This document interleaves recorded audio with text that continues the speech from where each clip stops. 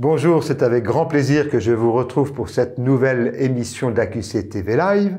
En ce début d'été, on va regarder le soleil sur les bâtiments, le soleil qui nous apporte de l'énergie avec les panneaux photovoltaïques, mais aussi le soleil qui parfois nous apporte un peu trop de chaleur.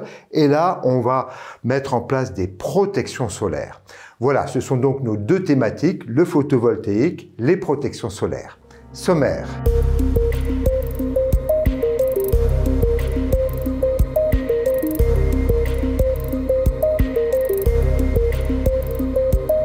Donc, pour commencer, le soleil comme source d'énergie, et j'accueille Nicolas Randria du GMPV FFB. Nicolas, bonjour. Bonjour. Bonjour, vous êtes secrétaire général du GMPV. Dites-nous déjà quelques mots sur le GMPV. Le GMPV, groupement des métiers du photovoltaïque, regroupe les métiers en lien avec le photovoltaïque, c'est-à-dire l'électricité, le génie climatique, la couverture, l'étanchéité et la métallerie. Et donc cette entité, au sein de la Fédération française du bâtiment, vient accompagner le réseau Fédération française du bâtiment pour aider les installateurs, les entreprises de bâtiment qui veulent aller vers le photovoltaïque ou qui sont déjà installateurs de photovoltaïque. Alors justement, où en est la filière du photovoltaïque en France?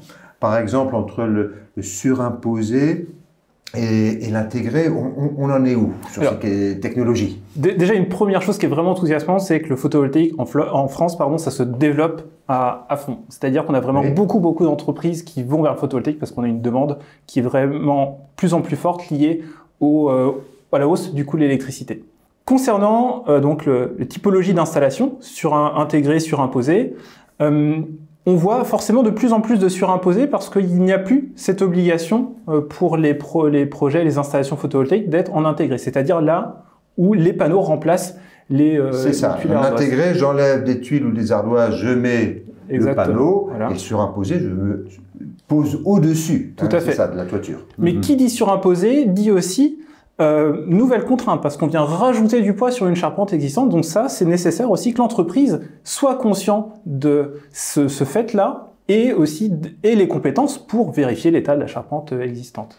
Alors justement, sur toutes ces technologies, on a maintenant les référentiels reconnus, validés. On a en effet, alors sur la partie électrique quand même prégnante. Dans une installation photovoltaïque, les référentiels existent, ce qu'on appelle les guides UTE C15712. Il va y avoir plusieurs guides en fonction du type d'installation, accordé au réseau ou pas. Sur la partie couverture, là on va pas avoir de guide général ou de pratique générale, on va plutôt avoir ce qu'on appelle des évaluations techniques qui vont décrire comment on associe des panneaux photovoltaïques, un système de montage et des différentes typologies de couverture ou d'étanchéité. Voilà, pour assurer et la tenue et l'étanchéité. Alors, les entreprises sont formées, j'allais dire, elles sont bien qualifiées maintenant pour la pose de ces installations? En effet, les qualifications existent. Les qualifications maintenant sont obligatoires pour que le client puisse avoir des aides. Et ça, c'est extrêmement important. Ce n'était pas le cas avant 2017, mais c'est vrai qu'on a tendance à se focaliser sur la qualification. La base, c'est toujours la formation et la formation pratique aux compétences photovoltaïques, parce que le photovoltaïque, c'est à la fois de l'électricité et de la couverture, et c'est quand même rare qu'on soit un spécialiste des deux. On va pas se le cacher, vous avez eu des déboires il y a une bonne dizaine d'années maintenant, surtout en étanchéité et en incendie. Maintenant, ce risque est bien maîtrisé? Oui, en effet, la filière a su apprendre de ces déboires-là, et heureusement.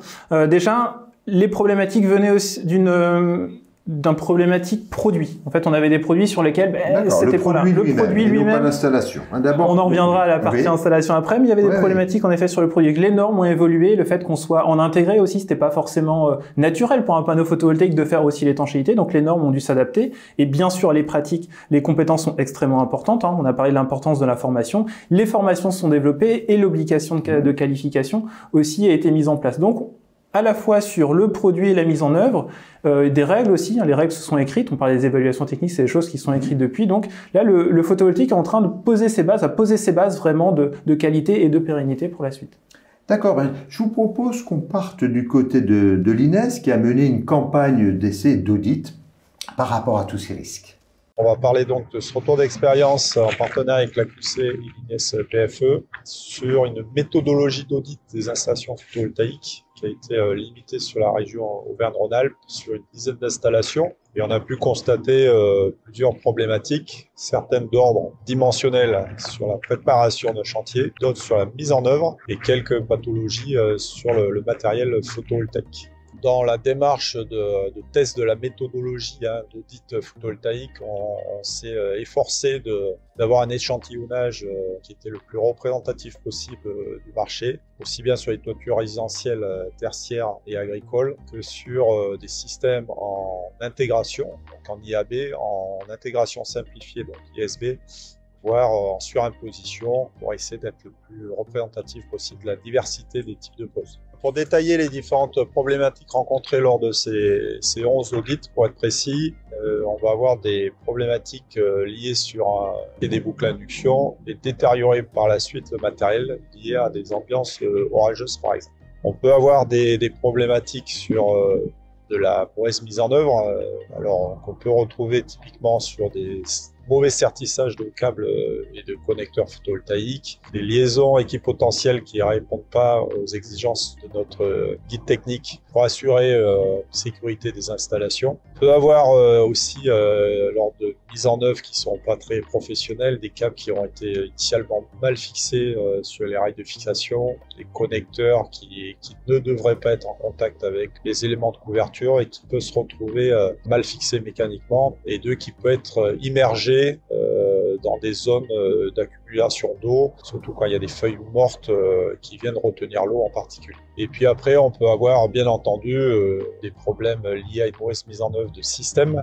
Il y a des problèmes d'infiltration sur de la toiture. On peut aussi avoir des soucis sur les abords des installations photovoltaïques, sur un manque de finition, d'éléments d'étanchéité ou de couverture. Sur la partie constat aussi, on s'aperçoit que beaucoup d'installations ne sont pas forcément toutes correctement entretenues. La maintenance en particulier sous-entend des opérations de nettoyage des champs photovoltaïques, des modules qui vont être relativement sales par de la salissure, des pots de pollen, voire même des pots de matière grasse, typiquement à proximité des exploitations agricoles. Et c'est vrai que ce manque d'entretien va provoquer aussi des pertes de performance des installations. Sans oublier la partie équipement qui sera mal suivie ou pas entretenue, et par manque de campagne de resserrage des borniers électriques, on pourrait avoir des amorçages d'arcs électriques. On peut parler des rares cas, mais qui existent malheureusement dans notre filière de vandalisme. Effectivement, il a été constaté lors de ces audits sur une installation en particulier, des problèmes d'objets qui vont détériorer typiquement un module, des briques de verre, qui va endommager l'état du module initial et voire le rendre dangereux, puisque si on casse un module, potentiellement on peut se retrouver avec des pièces nues sous tension qui sont bien entendu pas souhaitables. Les mesures qui ont été faites pendant les audits photovoltaïques, effectivement on opère des mesures avec un traceur IV qui est un analyseur de performance du champ photovoltaïque. À part quelques exceptions où il y a des pertes significatives, il est quand même rassurant d'annoncer et de vérifier que la plupart des panneaux photovoltaïques sont fiables et malgré des durées de vie importantes, produisent toujours très correctement. Donc on peut que recommander, suite au constat qu'on a fait sur ces audits, effectivement de faire appel à des professionnels qui vont bien mettre en œuvre les systèmes, bien les suivre, et en particulier dès la fin de la première année de mise en service pour effectuer des points de contrôle, on va dire classiques, campagne de resserrage de l'ensemble des liaisons électriques, en particulier sur les borniers des coffrets électriques. Nicolas, quels enseignements tirez-vous de ces audits qu'on vient de voir? Alors déjà, on va dire que j'insiste, mais il y a cette importance de la compétence. Les problématiques liées à l'étanchéité, une entreprise qui est formée... Compétence de l'entreprise, voilà. La deuxième, bien sûr, c'est l'entretien maintenance. Mais avant d'aller vers l'entretien, on se dire peut-être qu'il va se poser un problème, il y a aussi le moyen d'anticiper ces problèmes, c'est-à-dire grâce à l'onduleur, cet organe qui permet de transformer l'électricité produite par les panneaux en électricité qu'on va utiliser, un courant alternatif. L'onduleur de plus en plus se numérise et va être capable de mesurer et de transmettre la production, c'est ça, la production, la tension, etc. Et donc, déjà rien que si l'onduleur ne démarre pas, ça permet de se dire il y a peut-être un problème quelque part, et une variation de tension, une variation d'intensité sur l'installation photovoltaïque, c'est aussi un moyen de se dire peut-être qu'il se passe quelque chose. Des signaux faibles donnés déjà par l'onduleur. Exactement. Donc on a par le monitoring, la mesure, il y a un moyen d'anticiper, de suivre l'installation pour éviter qu'il y ait un arc qui se crée, qu'on l'ait pas vu, etc. Et après, bien sûr, l'entretien, la maintenance est extrêmement important. Toute entreprise qui réalise une installation photovoltaïque doit proposer à son client un contrat de maintenance. Ça s'appelle l'obligation de conseil, mais justement, dites-nous un petit peu plus sur l'entretien maintenance. Qu'est-ce qu'il faut entretenir ou maintenir? Déjà, ce que l'entreprise doit conseiller à son client, c'est vraiment le contrôle visuel, et puis aussi le dépoussiérage d'onduleurs, etc. Mais le contrôle visuel, c'est de voir si justement l'onduleur a bien démarré, de pouvoir regarder aussi les différentes, comme on a dit, la différente production, et de voir aussi si l'installation photovoltaïque, s'il n'y a pas de l'ombrage qui est créé, parce que peut-être qu'un arbre a poussé, peut-être qu'il y a des feuilles qui sont collées sur les panneaux, peut-être qu'il y a eu un impact lié à quelque chose, un choc. On parlait de vandalisme, pas forcément que ça, mais ça vraiment, c'est vraiment les choses qu'il faut détecter. Pareil, si on voit des traces sur les panneaux, c'est les choses aussi qui doivent alerter. Et après, si on se rend compte qu'il y a une problématique, ce serait justement d'aller contacter son installateur pour qu'il intervienne sur l'installation. À quelle fréquence un peu? Alors en fait, tout va dépendre aussi du type d'installation et de la taille de l'installation. Chez le particulier, l'installateur, étant donné qu'il a quand même les mesures onduleurs, etc., il peut vérifier, mais entre 3 à 5 ans chez un particulier, après en fonction de l'environnement, comme ça a été dit dans la vidéo, c'est une bonne fréquence. Pour les installations de puissance supérieure avec une rentabilité plus importante ou plus simple, on va dire, là on conseille quand même une visite en fonction toujours de l'environnement, mais à partir entre 1 et 2 ans. Plutôt une année. D'accord. Alors, Nicolas, nous avons aussi des questions Internet posées par les réseaux sociaux, et il y en a une que je voudrais vous soumettre. C'est l'installation d'un panneau photovoltaïque avec une installation, une IRVE, installation de recharge des véhicules électriques. C'est-à-dire, j'ai mon véhicule électrique, tant qu'à faire, je mets un panneau photovoltaïque et je produis directement mon électricité.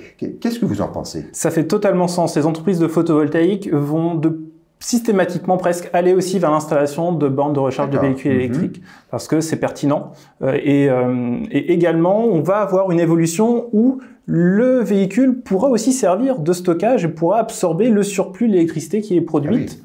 Et derrière, la clé, c'est bien sûr l'étude, donc l'étude de la production, l'étude de la consommation, et aussi le croisement de compétences. Une entreprise de photovoltaïque n'a pas les compétences en IRVE, ne souhaite pas aller sur ce marché, c'est qu'elle voit dans son réseau un électricien qui est justement lui aussi spécialisé sur ce type de système. D'accord, merci bien Nicolas Randria, donc secrétaire général du GMPV-FFB. Merci pour toutes ces explications. Maintenant, restons dans cette actualité du soleil. Deuxième sujet, les protections solaires, retour d'expérience et critères de choix.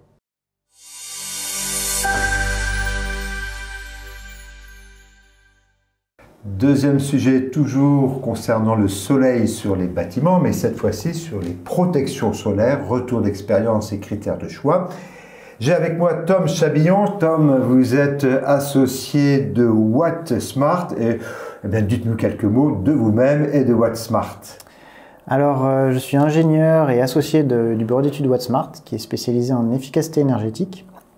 Donc nous, on propose des accompagnements sur mesure, que ce soit à l'échelle d'un bâtiment, d'une entreprise ou d'un territoire. On a notamment participé à des études sur les politiques publiques de maîtrise de l'énergie. Voilà, dans nos missions, nous, on essaye de s'appuyer sur des données réelles. Donc on aime bien faire des campagnes d'instrumentation de bâtiments existants pour mesurer les consommations électriques et également le niveau de confort dans les bâtiments. Et enfin, chez Watt Smart, on est spécialisé sur le comportement thermique des bâtiments en climat chaud et en climat tropical. Alors justement, les protections solaires font partie de ce qu'il faut installer sur ces bâtiments, mais pourquoi faut-il les installer? Rappelez-nous un peu les principes. Alors pour plusieurs raisons. Déjà, du fait du réchauffement climatique, le confort thermique devient vraiment un sujet de plus en plus important parce qu'on veut éviter le développement exponentiel de la climatisation dans les bâtiments. Ensuite, de nos jours, on a de plus en plus de bâtiments très bien isolés au niveau des murs, de la toiture. On a de plus en plus de surfaces vitrées qui permettent d'apporter de l'éclairage naturel, mais aussi des apports solaires gratuits pendant l'hiver.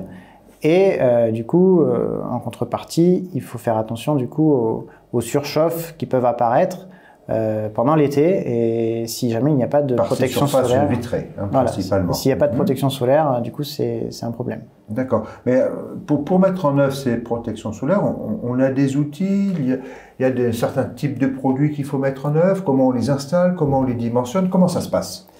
Alors oui, sur les outils, il existe différents types qui permettent d'aider à concevoir les protections solaires. Alors d'abord, il y a des outils qui permettent juste de visualiser les ombres portées sur le bâtiment à une heure et un jour donné dans l'année. Et ça va permettre par exemple de voir s'il n'y a pas des zones à risque de surchauffe sur le bâtiment. Après, on a des outils plus poussés comme par exemple les logiciels de simulation thermique dynamique, qui sont des outils qui permettent de simuler le comportement thermique d'un bâtiment sur une année entière. Et on va pouvoir analyser les températures qu'il va faire dans les différentes zones du bâtiment ou les besoins de climatisation futurs. Et du coup, l'idée, c'est d'utiliser cela pour tester différentes solutions de protection solaire. Donc, par exemple, des casquettes avec différentes longueurs de casquettes, des brise-soleil avec différentes orientations des lames, et de voir, en fait, de choisir la solution la plus efficace. Pour protéger du soleil en été. Voilà. D'accord. Alors comment ça se passe dans la vie d'un projet de construction, voire de rénovation? Quand est-ce qu'il faut intervenir? J'imagine, à vous entendre, c'est plutôt au moment de la conception? Alors oui, dès le tout début du projet, il faut penser aux protections solaires, puisque c'est un élément qui est voyant sur les façades, donc il faut que ça s'intègre bien déjà dans le visuel du bâtiment. On peut aussi se poser des questions sur les arbres qui sont déjà présents sur la parcelle, donc avec des effets de masque, c'est ce qu'on voilà, qui pourraient créer des effets de masque et qui seraient donc du coup pertinent de conserver sur la parcelle pour protéger le futur bâtiment. Ensuite, il y a l'étape de dimensionnement des protections solaires qui est vraiment importante pour trouver le bon compromis entre les apports solaires gratuits pendant l'hiver et éviter les surchauffes pendant l'été. Et enfin, un dernier point, il faut s'assurer tout au long du projet, jusqu'à la phase de réception du chantier, que les protections solaires elles sont pas écartées, puisque voilà, on a tendance des fois sur certains projets à les mettre de côté à la fin. Pas les installer, c'est ça? Sur certains, pour faire des économies des fois, pour rentrer dans le budget du projet. Et du coup, dans ces cas-là, ça peut vraiment poser problème et créer des risques de surchauffe. Du surchauffe, finalement, puisqu'on ne les met pas en place. Alors justement, je vous propose qu'on parte du côté d'Avignon, où on a rencontré des acteurs qui ont mis en place ces protections solaires sur un bâtiment. Ce projet a été initié en 2019 avec la vocation de réunir sur un seul lieu l'administration et les nouveaux locaux de la pépinière d'entreprise Creativa. Le maître d'ouvrage nous a donc demandé d'avoir des dispositifs qui soient le plus solides possible et ainsi d'éviter les dispositifs de type brise-soleil orientable avec la peur qu'ils soient mal utilisés et qu'ils risquent d'être dégradés plus rapidement. Nous avons implanté ce projet sur une parcelle orientée nord-sud. Nous avons 2 masques, en effet, des haies de cyprès situées à l'est et à l'ouest du bâtiment. Alors, la mise en place de tous ces dispositifs de brise-soleil a demandé en phase de conception avec l'entreprise Masfer qui a réalisé ces ouvrages beaucoup de vigilance puisque en effet pour notamment le traitement, on était en ITE sur ce bâtiment donc il a fallu prévoir des fixations en amont de la réalisation de l'ITE.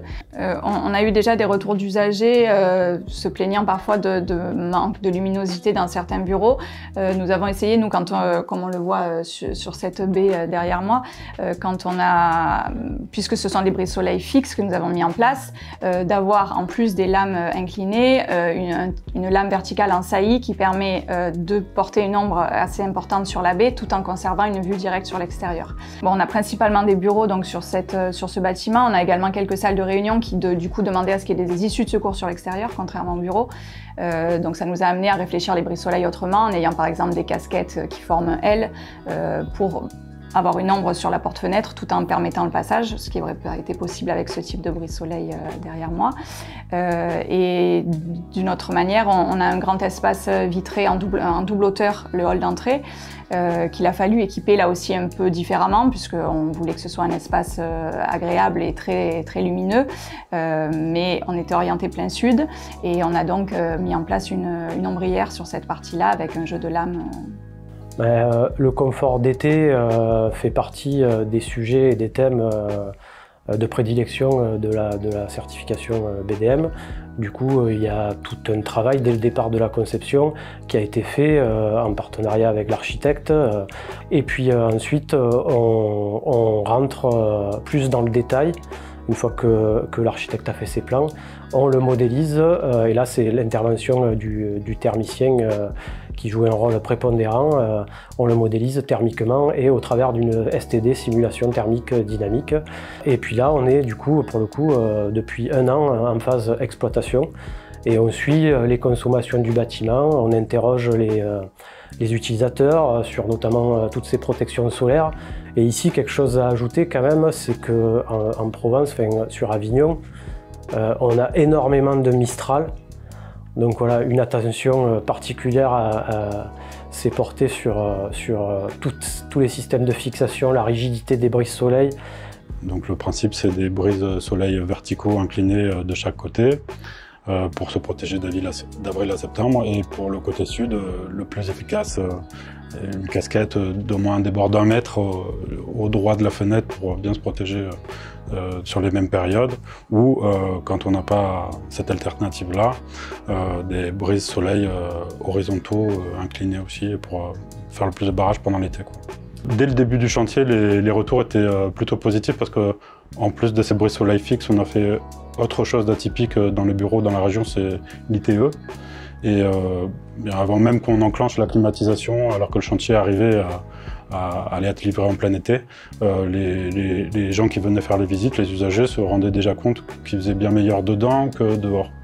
Et ça se traduit encore aujourd'hui sur les premiers retours de celui de conso de clim.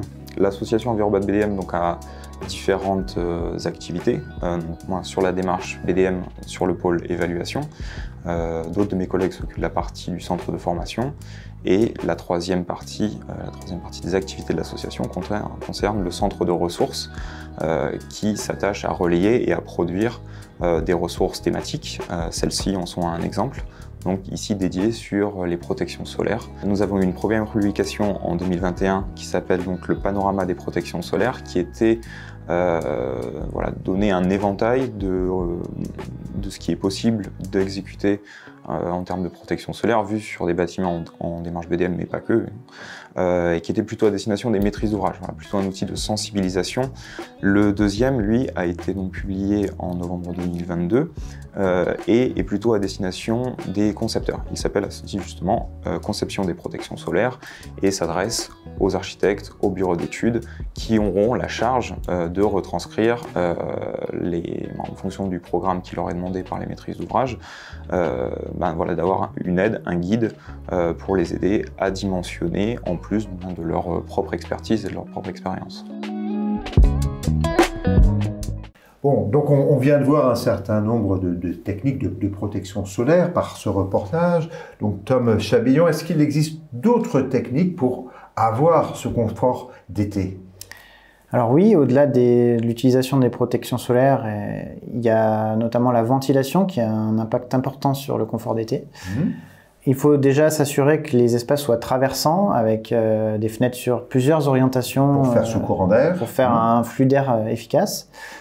Et il est important aussi de bien gérer l'ouverture des fenêtres, c'est-à-dire notamment pendant les périodes où il fait très chaud, il va falloir garder les fenêtres fermées pendant la journée, dès que la température extérieure elle dépasse la température dans le bâtiment, et essayer de les garder au maximum ouverts pendant les périodes où l'air est plus frais, donc la nuit ou tôt le matin, pour évacuer les surchauffes, la chaleur accumulée dans le bâtiment. Donc du coup, on peut évoquer aussi les brasseurs d'air ou les ventilateurs qui permettent de créer une vitesse d'air à proximité des occupants pour qu'ils puissent supporter une chaleur un peu plus élevée. Donc c'est le même effet que la ventilation, un peu?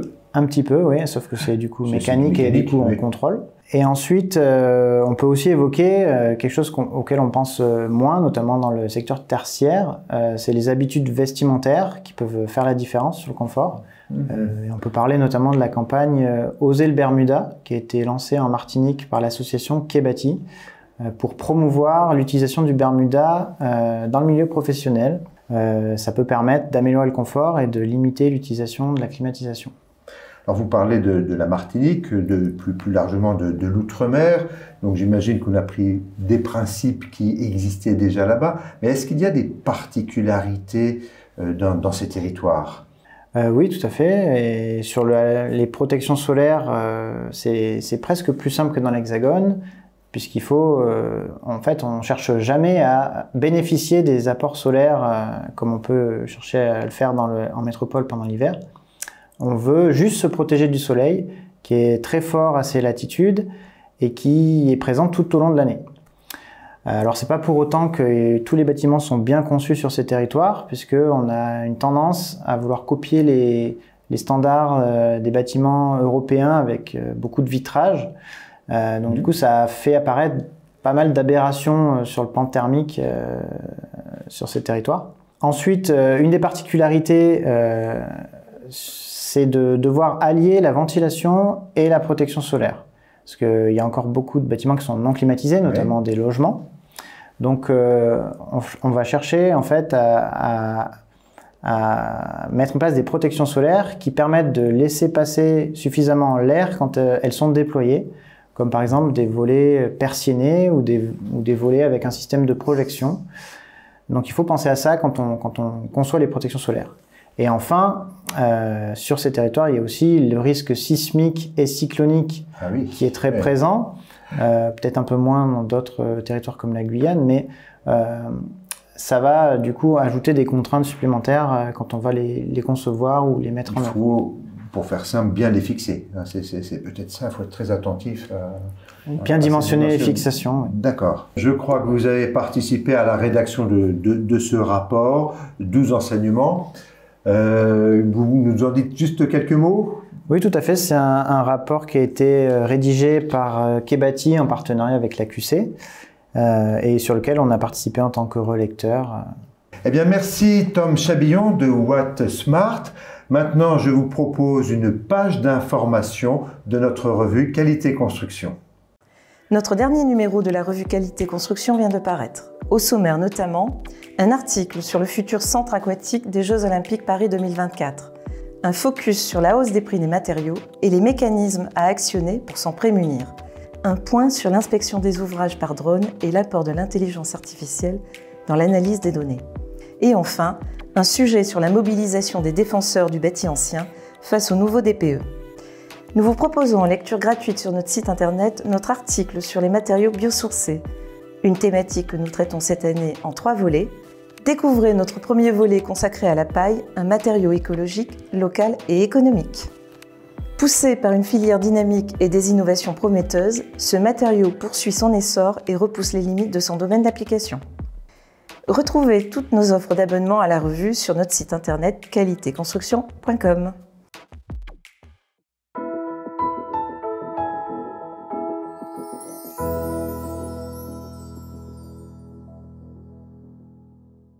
De retour sur notre plateau d'AQC TV Live pour la Minute Membre, j'accueille Marie-Soria Ao. Bonjour Marie-Soria, vous êtes déléguée générale du cluster Éco-Bâtiment.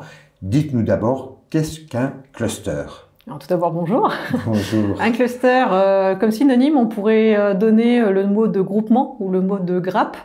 Oui. C'est vrai que dans l'histoire, c'est un mot anglo-saxon, ce mot à l'origine était plutôt utilisé dans les domaines de l'informatique, et puis ensuite dans le domaine de l'entreprise. Nous, très concrètement, le mot cluster, on l'a appliqué à la filière de l'éco-bâtiment, donc la filière sur la performance énergétique et environnementale des bâtiments, et c'est pour ça qu'on s'appelle le cluster éco-bâtiment. Alors concrètement, avec ce cluster éco-bâtiment, quelles sont les principales missions que vous devez mener? Donc nous sommes un outil de développement économique, donc l'objectif est forcément de faire du développement économique, mais de le faire avec une vraie mission d'interaction entre l'offre et la demande, entre nos entreprises, notre maîtrise d'œuvre et la maîtrise d'ouvrage. On est vraiment ce trait d'union entre l'offre et la demande. Donc vous avez automatiquement un rôle dans la qualité des constructions parce que vous mettez en relation les différents intervenants. Alors effectivement, pour nous, la qualité des constructions, ou des rénovations d'ailleurs, hein, Oui. passe par vraiment une chose très importante, au-delà de la technique, passe par la bonne coordination, la bonne connaissance, la bonne interconnaissance entre les différents corps de métier. Nous, l'avantage qu'on a quand on dit structurer une filière, pour nous, la filière de l'éco-bâtiment, c'est très en amont, donc des promoteurs, des architectes, toute la partie ingénierie. Bon, maîtrise d'ouvrage, maîtrise d'œuvre, oui, jusqu'aux entreprises donc, de mise en œuvre. Entreprises et artisans. Exactement, et l'objectif est réellement de faire travailler tout ce petit monde, donc nous on a un peu ce rôle de chef d'orchestre hein, finalement, de faire travailler tout ce petit monde ensemble pour arriver in fine à une bonne qualité des constructions, des rénovations. Puisqu'on sait que c'est quand même souvent là que le bas blesse aussi, au-delà de la partie technique, c'est souvent de la coordination de chantier qui est aussi un problème sur la qualité des constructions. Et alors, revenons à l'AQC un petit peu plus directement. Comment vous interagissez avec nous? Je crois surtout au niveau régional. Tout à fait. Alors, on a nous ayant une dimension régionale et l'AQC ayant une délégation régionale en Auvergne-Rhône-Alpes, c'est vrai que les liens principaux se font avec l'agence, avec la délégation régionale. La délégation régionale de Lyon. De Lyon. La plupart de nos actions se tournent autour de partenariats. Ce sont des partenariats autour d'événements que nous mettons en place. Alors, soit l'AQC les met en place et nous demande d'être partenaires ou inversement. Un point important aussi, l'AQC est impliqué au sein de la gouvernance du cluster éco-bâtiment, puisque l'AQC est membre de notre conseil d'administration, ce qui montre aussi l'implication de l'AQC au sein de notre cluster. Alors, j'aimerais vous entendre peut-être sur une ou deux actions récentes, importantes, que vous avez pu mener ces temps-ci. Alors, dernièrement, nous sommes allés en Suède faire un voyage d'études avec une quarantaine de personnes pour aller voir ce qui se faisait autour de la thématique de la construction hors site. Donc une semaine vraiment très enrichissante, très intéressante et qui nous a permis de voir ce qui se faisait là-bas, ce qui est transposable ou non ici, et d'avoir ce côté précurseur qu'on a au cluster, d'identifier les thématiques qui seront certainement une des thématiques de l'avenir. Donc un partage d'expériences enrichissant pour tout le monde. Au-delà des frontières. Justement, est-ce que vous avez peut-être regardé nos reportages précédents sur le photovoltaïque ou les protections solaires? Est-ce que vous avez peut-être une action un petit peu plus spécifique dans un de ces domaines? Alors historiquement, tout ce qui est autour du solaire avait une forte place en Auvergne-Rhône-Alpes. On a la chance d'avoir par exemple l'INES qui est en Auvergne-Rhône-Alpes. On a plusieurs adhérents qui travaillent sur le photovoltaïque, sur aussi des systèmes de brise-soleil, etc. Et je pense qu'il est vraiment important aussi, c'est d'avoir là encore l'ensemble de la chaîne. Donc on a des installateurs, on a des bureaux d'études, mais on a aussi des assureurs spécialisés sur cette partie photovoltaïque. Donc il y a un lien direct avec aussi ce que fait l'AQC sur la partie assurantielle. Voilà, la dimension assurantielle de toutes ces techniques. Merci bien, merci Marie. Soria Ao, je rappelle que vous êtes déléguée générale du cluster éco-bâtiment. C'est le moment de conclure cette émission. Je rappelle que vous pourrez trouver tous les liens des documents qui ont été cités en dessous de la vidéo. Prochaine émission fin septembre. Je rappelle aussi que vous pouvez décider d'un des sujets à traiter par le biais de sondages dans les réseaux sociaux. Voilà, je remercie les personnes qui sont à la technique, qui ont permis de réaliser cette émission, en particulier Eve Ing, Richard Audibert et Lionel Dos Santos. Vous pouvez retrouver cette émission en replay sur notre chaîne AQC TV sur YouTube. Merci et bon week-end.